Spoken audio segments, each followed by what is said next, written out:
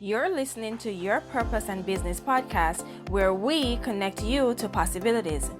I'm your host, Raquel Walters, a two-time best-selling author, millennial speaker, corporate trainer, advocate, and clinical social worker at heart. Your Purpose and Business podcast will connect you with everyday successful people who will share their impactful stories, insights, challenges, failures, and triumphs on how they're navigating the working world, whether by climbing the 9-to-5 corporate ladder or starting, growing, and scaling their business. So grab your pen and notebook because you'll want to implement the nuggets and tools, strategies shared in every episode. Class is in session. Hello, everyone, and welcome to another episode of Your Purpose and Business podcast. And I'm here with Dr. Wayne Abrams. So Dr. Wayne Abrams is a board-certified emergency physician who practiced for 17 years until he retired to start his second chapter. He now works for his family and himself by making his money work for him. He lives on passive income from his investments, and his passion is to teach about passive income and breaking the cycle of generational poverty in communities of color. He believes that the lack of financial education in Brown communities is one of the root causes of our generational poverty. Mission in life is now to educate all on the importance of financial intelligence. Dr. Abrams, welcome to Your Purpose and Business podcast. Thank you for having me. I've been looking forward to this. Appreciate the opportunity to be here. And I'm looking forward to the conversation. Yes, absolutely. It's an honor and a pleasure to have you here on the Your Purpose and Business podcast. So let's dive right into it. I tend to ask my guests to share something about themselves that's not included in your beautiful bio. What would you want to share with us all? Well, I would say I love fishing. Ever since I kind of started getting involved with it, I realized this is very relaxing. So I have my children go out with me. I'm not an expert, but I love it. Even when we go on vacation, I love to just, take a tour and just go fishing. I enjoy it. Nice. That's amazing. That you like to enjoy fishing. And I think that also, makes you feel more connected to nature, right? And also as a way of your own wellness routine, right? Absolutely, because life is stressful. Mm-hmm. And, you need to decompress. So whether it's fishing, I love to work out, exercise. So those opportunities really give you the opportunity to enjoy life, because we spend a lot of time and hours always doing the quote unquote adult responsible thing. Sometimes you gotta let your hair down. I don't have any hair, but Yes, I know what you mean. Yes, and you're absolutely right. You're absolutely right. So you're on a Your Purpose and Business podcast, and I love to ask everyone this question, and I hope I'm not putting you on the spot. It's a big one. But Doctor, what purpose do you think you have in this world? Well, first of all, you can call me Wayne, but that's a good question. What purpose do you have in this world? I would say, if you take it biblically and the utmost purpose, that question was asked in Ecclesiastics. Like, what is my purpose? What is the meaning of all this? Let us hear the conclusion of the whole matter. I think it was King Solomon that said it. He said, "Fear God and keep His commandments." So that's our ultimate purpose. I think for me as well, right, is to give God the glory. But when you take it down to another level, I think my purpose is to be a teacher. Essentially, I think that's what I am. I think I am a teacher. I'm supposed to teach first myself. I got to teach my wife. I got to teach my family. I got to teach. So that's what I do. Whether it's how to do your mathematics homework, or whether it's how to do a bench press correctly so you don't strain your muscle, whether it's how to do push-ups, how to handle your money. I think I'm a teacher. Mm-hmm. I love that answer to your purpose and how you tied it in biblically as well. I mean, there's a famous saying that says leaders are teachers. Leaders are teachers, and so therefore you are a leader. And so take us on a summarized journey, if you may, on what led you to your purpose. Like you're a board certified emergency physician who recently retired. Take us back, if you will, what led you into wanting to become a medical doctor? Okay, so that's a good question. So if I was to think back as a little boy, go way back in Jamaica, my initial goal was to be an airline pilot. And if we go even before that, I am from, you'd call it disadvantaged background. The typical single mother, poverty, working hard, domestic work, nobody to help you. If you don't do it, it will not get done. So just typical poor background. So as anybody who's from a background, the ultimate goal is to get out of it. So whether it's LeBron James to sign the big contract, whatever it is, I just want to buy my mother a house. I want to do this. So in my 7, 8-year-old brain, what can I do? Initially, it was to be an airline pilot. They seem to travel a lot. They seem to have money. They seem to have no lack or no need. And then, I get at school, I began to realize I was good at science and math, and I was a good student. So, I started thinking, well, maybe I could be a doctor. Yes. Wow. So what was the pivot for you at that time, if you remember, from no longer wanting to be that pilot, right? And then also entering medical school. So I think probably what led me away from being an airline pilot was the fear of crash. Like realizing that, well, sometimes they crash and they die. But I guess looking back, I realized that academics was going to be the path for me. Because the way I look at it is, it's either going to be inheritance, like, you chose the right family and they just happen to be well off and you're in that line, you will inherit. Or in the US, or you have a talent, you're an actor, you can sing, or you're 7 foot tall, or you're very athletic. It's going to be something that people will pay money to see you perform. I can't sing, I can't do this. These things they realize in your category, since you have no inheritance, since you have no singing, acting, or anything flashy, you're going to have to do it the hard way. And the hard way is going to be to study and get good grades and get a good job and take care of yourself. Yes, absolutely. And if you could speak to, your background. I know you mentioned that you grew up in Jamaica. I did as well. And we know that, education is pushed a lot because, our parents, grandparents, the theme is that, or the encouragement is education the way to level up in society, as well as for the monetary gains as well. If I could speak to what you're saying, there was a push, and I agree with you, to get as much as you can. Because a lot of times it's coming from people who never had the opportunity to get it, whether it's your mom, your grandmom, I didn't get it. That's part of the reason why life is so hard for me. So what I want for you is for you to get it. So it won't be as hard for you. So I would say, yes, absolutely. That was pushed on me. And I took it with, I took it no problem. I excelled at it. I was able to do well in it. But, as you get older and you realize, like, I am running and I'm getting on this race, but where am I going to? I know what I was told. Yes. I was told that if you're on the dean's list and you're on first honors, second honors, whatever criteria, valedictorian, salutatorian, whatever criteria they say, just excel, and life will be good for you. You have to realize people, they don't know what they don't know. So they weren't lying to you. They're telling you, this is what I believe, this is what I think, and I want to give you good advice. And so, I don't blame them, but I realize that, we all have blind spots, so they have blind spots as well. They were telling you certain things, and, not to realize that, the rules are really not what you think they are, Oh, that's a great answer too, because it all goes back to belief systems, and each Absolutely. culture has their different belief system based on, what they're experiencing, right?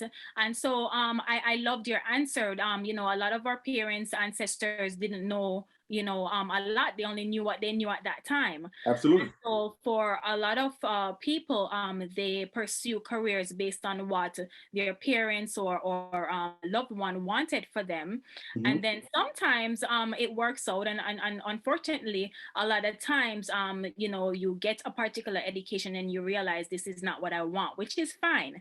Sure. And I think that especially millennials is the research just showed that millennials are at least the leading in terms of the census right now in society. Millennials in the workplace. There's a study from Forbes that says by year 2022, 75% of the workforce will be filled with millennials. And as a millennial myself, speaking to you, I wanted to get from you, what do you think is the importance of living out or pursuing your multi passions? Because years ago, decades ago, those were things that were often shied upon. Sure. I am 100% behind that, Yeah. because a lot of times, even now, you look in the recent past, you look at maybe your parents, grandparents, and how they gave 40 years, consistent, good employees, employee of the month, never late, wearing it as a badge of honor. And, in times past, you would get, the pension and all this stuff. But as time went on now, then the businesses are like, well, we need to cut costs. You got to, support your own 401k. You don't contribute, guess what? We don't have to match. Or we are downsizing. We're transferring a job to Mexico, or we get whatever it is. Your consistency or your loyalty is really not rewarded. So they see, listen, mom worked 40 years, she didn't get anything, they turned, so why should I do what she did or do what my dad did to have them stab me in the back? No, I am going to switch job. As soon as I get the skills at this job, 2-3 years, that's going to enable me to level up or to, go into open marketplace and I'm leaving. I have no loyalty to this job, just like they have no loyalty to me. Right. So I have no problem. I'm a big proponent of the FIRE movement, where they talk about the F.I.R.E, financially independent, retire early. And these people are on a rampage.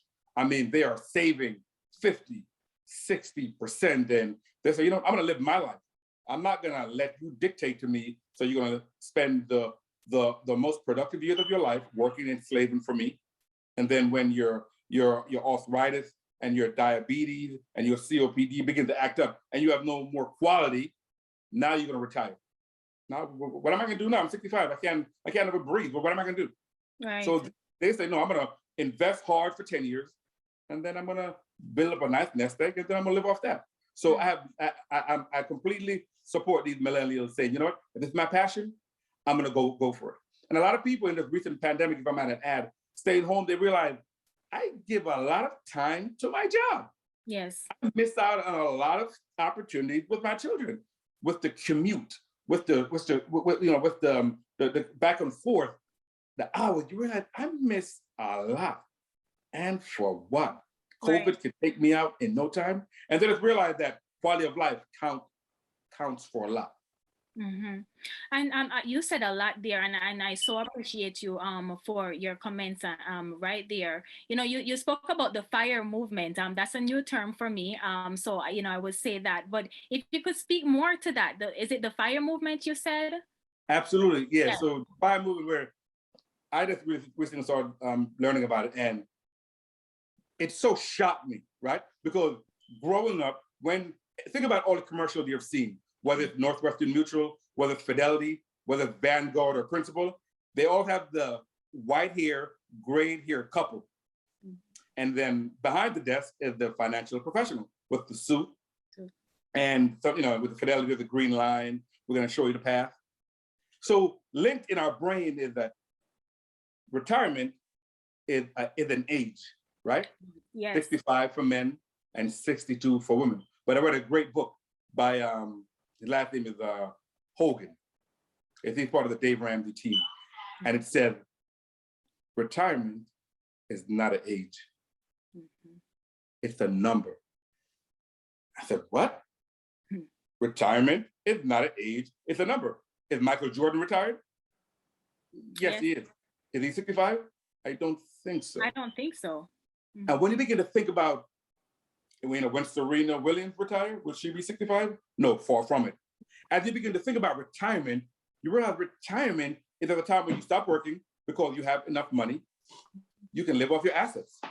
And I'm not talking about Social Security, right? And as I begin to think about it, I said, well, we're not athletes, we're not movie stars. Can we retire before 65? And then I started coming across FIRE, financially independent from what? Financially independent from my job. What do you mean?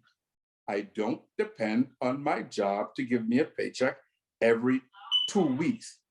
How is that even possible? And then you begin to read and they say, well, they tell you to save 10% for 40 years. That's okay. But we flip it upside down.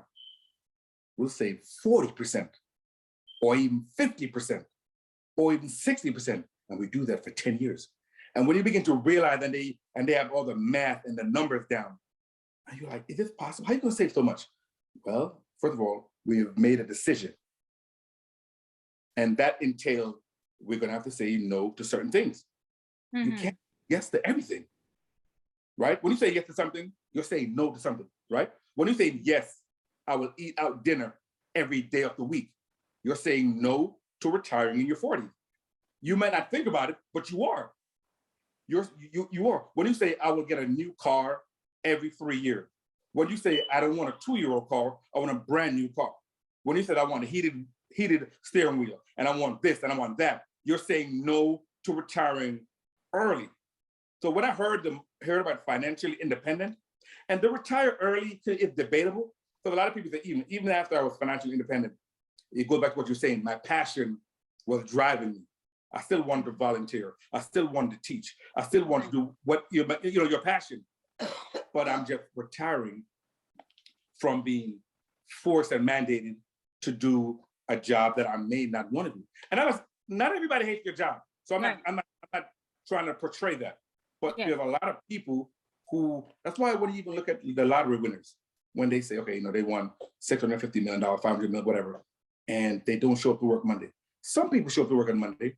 But my point is that a lot of people are doing jobs that they don't want to do, only because they have no choice. They need the money. So it's a movement. I believe it's like gaining in popularity. The one thing though, where a lot of people I don't know if they put it down, but they have like a they look not look down. I would say they look and say, well, it's okay for them. They're all computer engineers. They're all high income earners. They're all attorneys. I can't do it on my salary. But I don't believe that's actually true.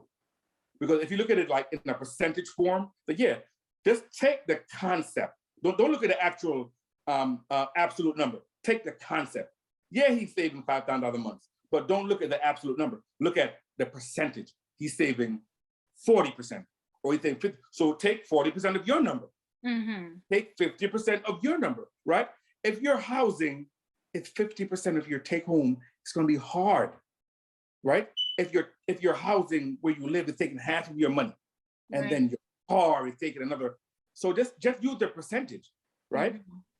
So would you say it's not about how much you make, even though you have to make a little bit more, but in terms of like context, but it's not how much you make, but it's how much you spend, and it's how you live, the lifestyle as well, right? Absolutely, because I believe you could have two people making the same income. You take whatever number you want to use, and you say, okay, how is they able to do so much? Because like they said, it's not what you make, it's what you keep, right? So if you're making, let's do a round number, $100,000 a year. Two people, you're both making $100K a year. But this person who's making $100K a year, let's say $95,000 is being, let's make it monthly. Yes. One person $10,000 a month. Yeah, because we financially we live in a monthly mentality. Yes. One person making they're both making $10,000 a month. But this person who's making $10,000 a month, his rent or mortgage is $5,000. That's 50%. His car payment, say $1,000. That's $6,000. His kids go to private school, $7,000, maybe $7,500. And as you keep going and go, you realize the discretionary income, because we didn't mention he goes out to dinner on a regular basis and all these things. And out of the 10,000, what might be left might be $500. And you take another person who's also making 10,000 a month, and this person, instead of 5,000 on a living expense, is only 2,000. And when you go down the line, you realize he may have 4,000 of discretionary income. That means he can invest $3,000 per month. And this other person has nothing to invest. You see, that's what I'm talking about, right? This person may be on the FIRE movement that's have 3,000 left over, what they call cash flow after the expenses. And the cash flow for the other person may be next to nothing. Right. And it's so important that you broke it down that way for our listeners.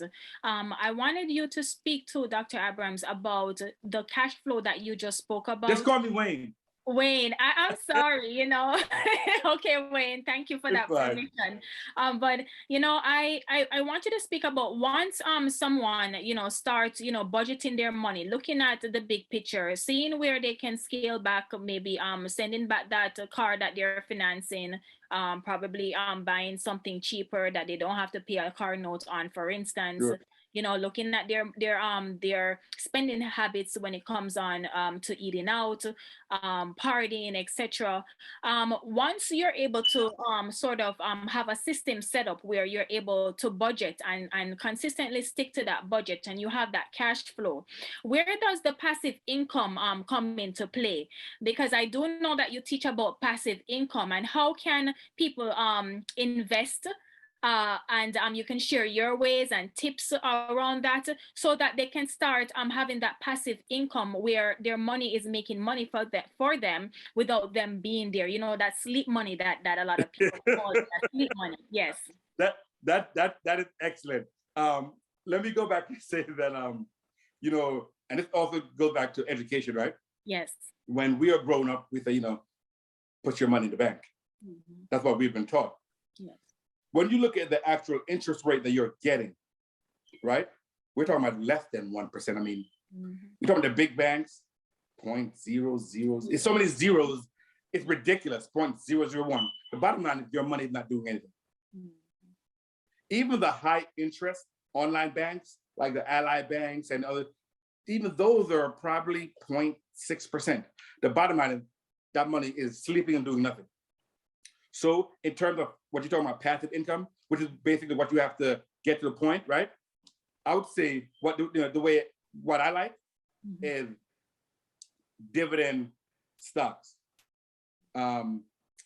Dividend stocks are basically stocks from usually more mature companies that they use some of the excess earnings and they pay out to stockholders. So you can have a company like, say, Coca-Cola that pays a 3% dividend, or Pepsi, McDonald's. These are companies and names that basically they're ubiquitous. We see them all over the place. We're like, yeah, I know McDonald's. You can invest. You can be a part owner in that.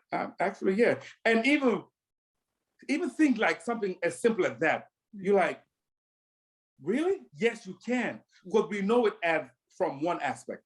A consumer. Right. We go in and we say, give me the number 3.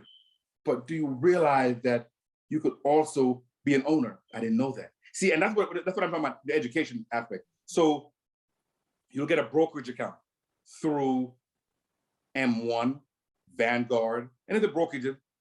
And you go and you fill up all the questions, your name, your social security number, all that stuff. And you're able to link your checking account and begin to buy shares of company. And the bigger your share count is the bigger your dividend. A quick example, say something like Home Depot, that's paying you, $1.65 per share every 3 months. And you're like, $1.65, man, I can't do nothing with that. You're joking. It adds up. Mm-hmm. But that's one share. Mm-hmm. What about the guy that has 10 shares? He's getting $16.50. What about the guy that has 100 shares? He's getting $165. You know what? And then what happens? Your mind begins to really expand, right? I'll give you a quick example that shows that the way to go is ownership. Ownership is the way to go. Owning dividend stocks or stocks in general, you're part owner of the company. Right. You look at a company like Coca-Cola, where the CEO, I looked in a podcast the other day, but the CEO of Coca-Cola is probably making, I don't know, probably $20 million. And you're like, that's a lot of money. Yes, that's a lot of money. But now look at this, and I'll put you in perspective. Warren Buffett is probably the biggest shareholder of Coca-Cola. Coca-Cola paid 41 cents a share. Peanuts. Yes.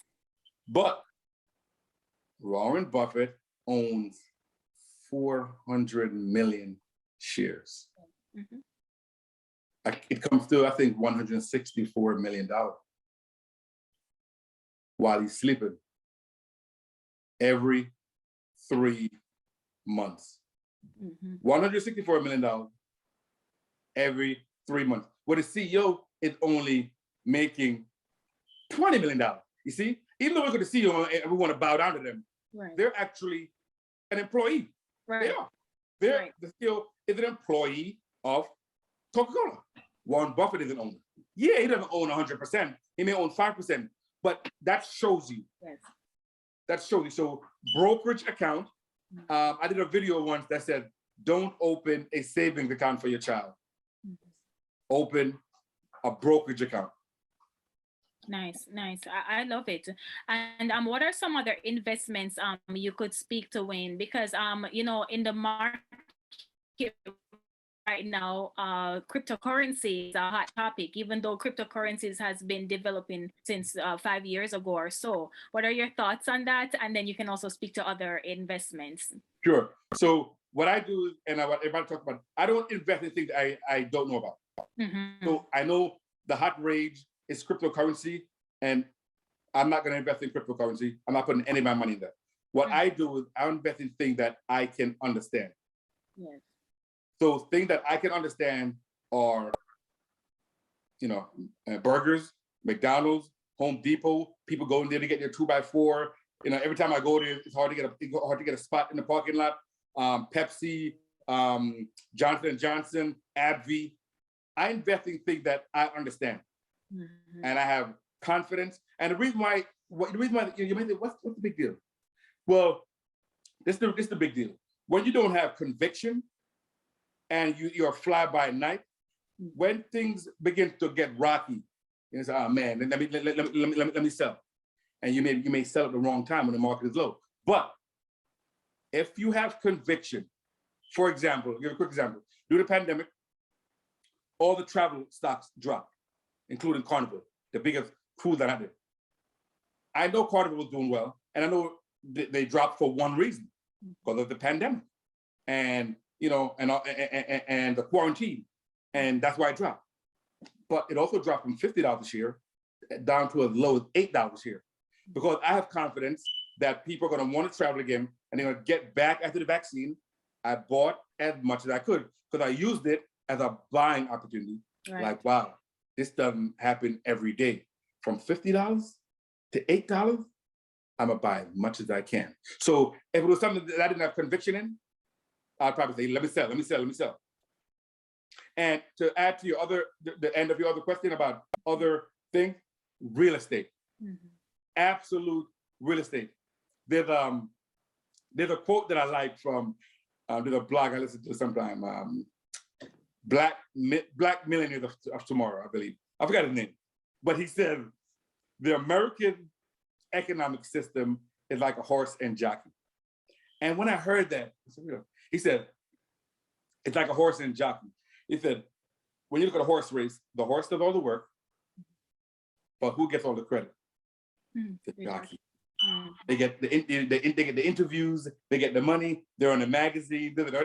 He said the horse might get maybe an apple, some oats, and some hay. Go back to the barn, and that's how it is too. He looked at, and the example he gave was renters and landlords. One of them is the owner. One of them is getting equity, and one of them is just basically spending money to live there for the next 30 days, the next 30 days, and the next 30 days. And when it's all said and done, the owner has an asset that he can pass on to his heirs for inheritance. And the person has a lease, which is all they have. And they own nothing. And when you look at it, all he did was put down the down payment, maybe 25%. He got a mortgage using OPM, other people's money. And then he used the tenants' money, other people's money, to pay back the mortgage. I mean, when you look at that system, not to mention all the tax breaks, and you're like, wow, horse and jockey, I got it. Yes. So real estate is absolutely a killer. And especially now in today's society, even more than ever, multiple income streams are essential. It's really a must to have that. Gone are the days that we should only be relying on one income, whether that's a business or just a 9-to-5 job. I mean, I think it was Warren Buffett who says at that time, it was seven income streams are important. And the number is probably even up now, right? So speak to multiple income streams if you Yeah, will. no, absolutely. And sometimes when you're either open, you realize, how come I didn't see this before?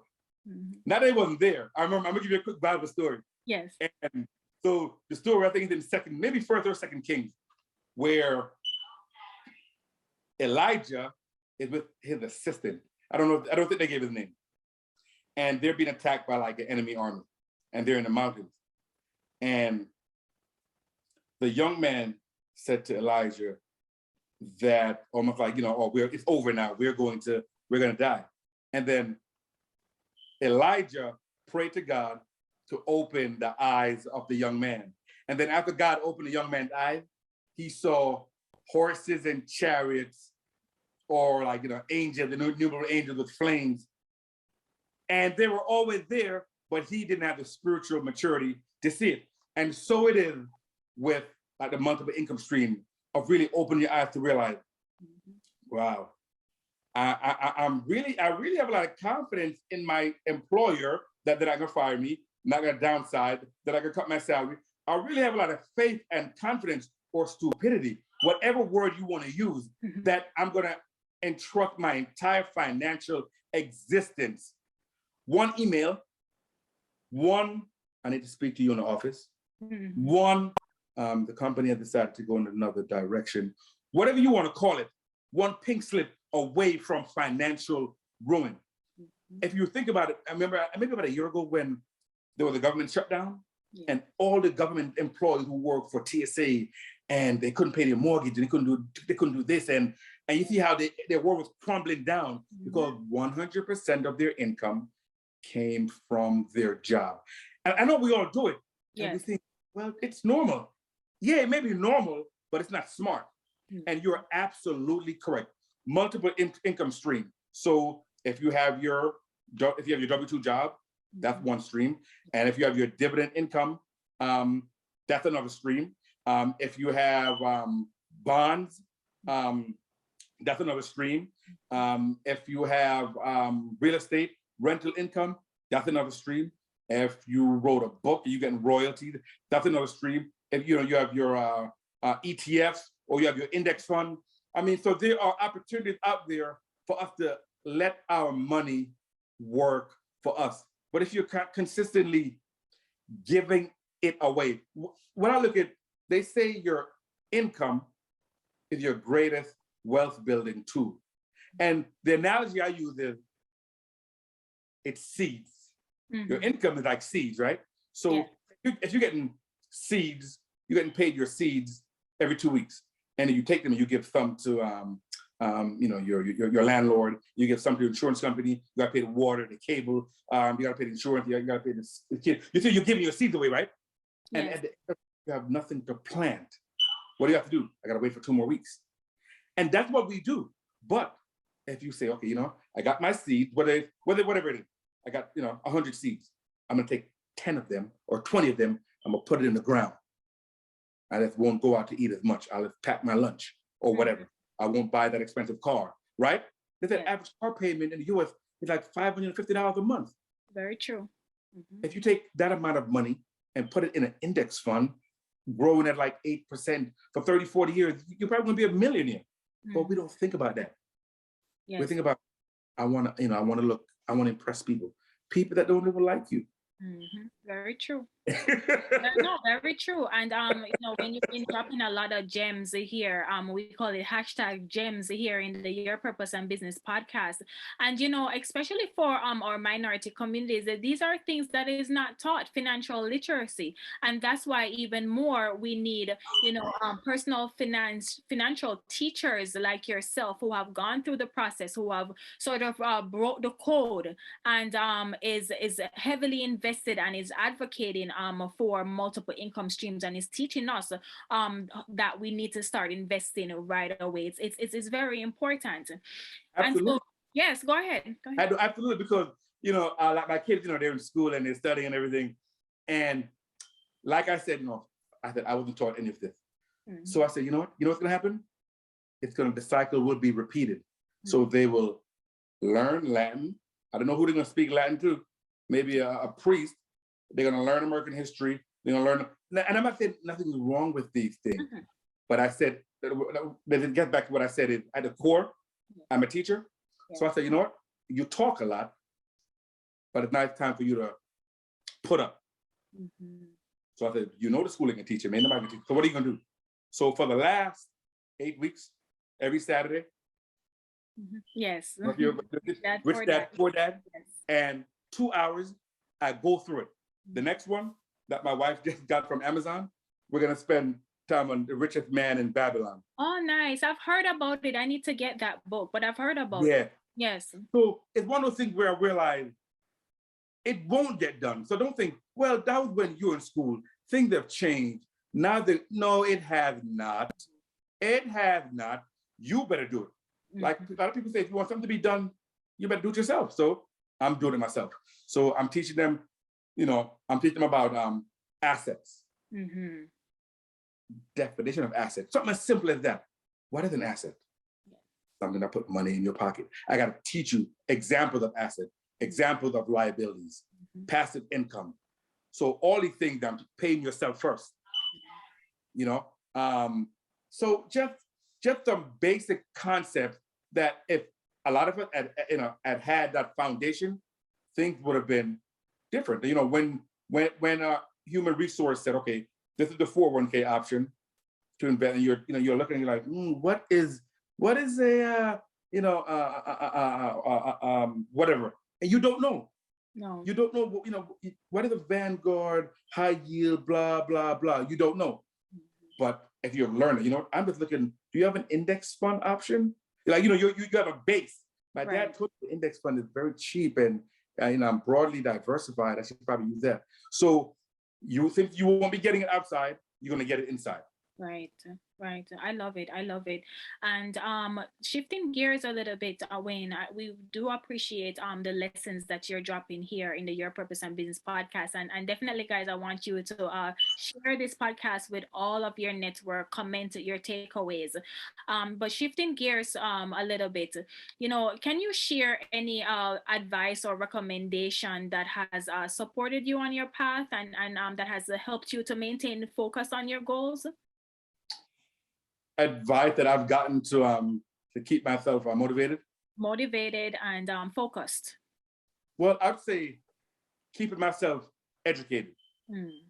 That's one thing. I realize that it is my responsibility to educate myself. You know, they say you're the average of the 5 closest people around you. Yes. So if you're broke, you probably hang around broke people. They're probably not going to have too much to teach you about getting out of poverty, about passive income. So if you're not if you don't encircle yourself with people winning with money, the only other option for you is to read and listen to them. So I keep myself very educated on something as simple as taxes. I realized, I don't know nothing about taxes.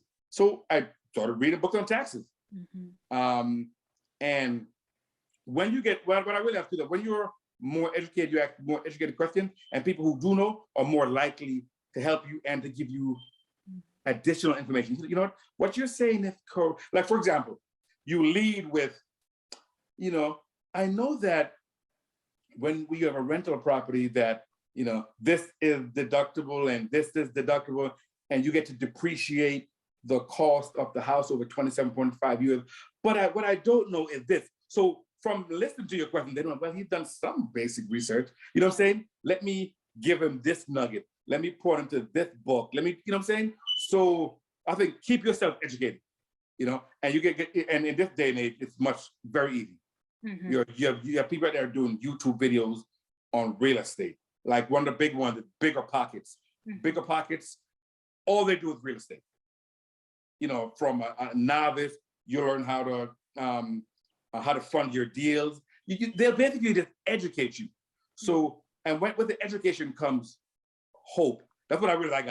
When you hear people saying she was a waitress with 2 kids, single mother, and now she has 5 duplexes.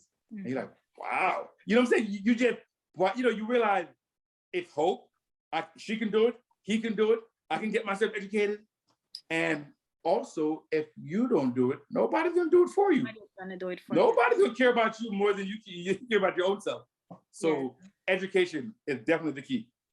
Definitely. So educate yourself, folks. Financial literacy is of utmost importance, and Dr. Wayne Abrams is here to guide you. So share with the audience, Dr. Wayne Abrams, how can persons contact you? I do have a YouTube channel that I was doing. I've done a video for a while, but it's an MD Investor. So MD Investor. Yeah, MD Investor. There's probably about 100 videos there, and I go through basically what we're talking about. Almost like my journey. Yes. Right. The first video I did was things or mistakes I made that I wish I didn't, because I didn't know. Yeah. And I talk about my student loans, how I would have done this and that. So MD Investor is a good channel to get some basic financial education. Definitely. And if persons wanted to reach out to you for some sort of consulting services, will they reach you? Do you have a website to share or email address you would want someone to contact you? I don't have a website. I haven't got a website. I would just maybe on the MD Investor, maybe on an MD Investor. That's what I would do. Maybe leave a comment or something, and then I'll reach out that way. Definitely. And please share your Instagram ID with us as well. Persons can DM him as well on Instagram for further information. Yeah, I think the Instagram is at MD Investor 1. Okay, and not to worry, folks. His information will be included in the show notes so that you can reach out to him. And I encourage everyone to go over and show some love to MD Investor on YouTube, where you'll be learning about his mistakes, but then it also teaches you how to be financially fit, financially well, so that you too can retire early. That is a desire goal of yours to start, generating passive income, because it is something that is very needed right now. And I think that especially for our minority communities, it is of utmost importance. So I want to thank you again, Wayne. And so in closing, I always ask my guests this, is there a ritual or routine that you partake in every day that just keep you on track just for your own well-being? Every day at probably 5 o'clock in the morning, I go to the gym. Yes. Basically, I get up early, go to the gym. I spend time trying to meditate, just try to, I try to thank God for the opportunity, because every day I realize it's another opportunity to get it right. And what I also realize too is that sometimes the struggle to get up the hill, you are, man, why is it so hard? What I realize that, the struggle makes you who you are. Mm-hmm. Just like going to the gym, it's the resistance of the weights against your muscle that makes them stronger. make them bigger, right? Without that, that's why when astronauts go to space and the gravity is only a sixth of what is on Earth, they get muscle atrophy. Yes. Why? Their muscle doesn't have that resistance, that fight. So, enjoy the journey. I'm not looking for a destination where one day where my passive income will exceed my expenses. No, I'm gonna enjoy the journey that I decided I'm doing, and I'm gonna enjoy the journey. Yes, I love that. Enjoying the journey. And so everyone, it's been a pleasure and an honor to have Wayne on the show tonight. And please definitely share this podcast with all your network. Definitely in the comments, let us know your thoughts. I know he would want feedback on this. And he has dropped major gems on us today. And so with that being said, thank you again, Dr. Abrams, for being here. Thank you for having me. You're very welcome. And remember, folks, as always, be good to yourself, and we'll catch you in the next episode. Bye for now. Thank you for listening. If you've loved this episode, let's stay in touch. Head over to RaquelWalters.com and subscribe to my email list so that I can send you updates on new episodes, exclusive motivational nuggets, and insider knowledge that's only shared when you join our community. Please don't forget to subscribe to this podcast and leave a review, as I want to know your thoughts about every episode. Follow me on Instagram at Your Purpose and Business Podcast. And remember, your life is beautiful, and this is a part of your journey. So embrace it. Speak to you soon.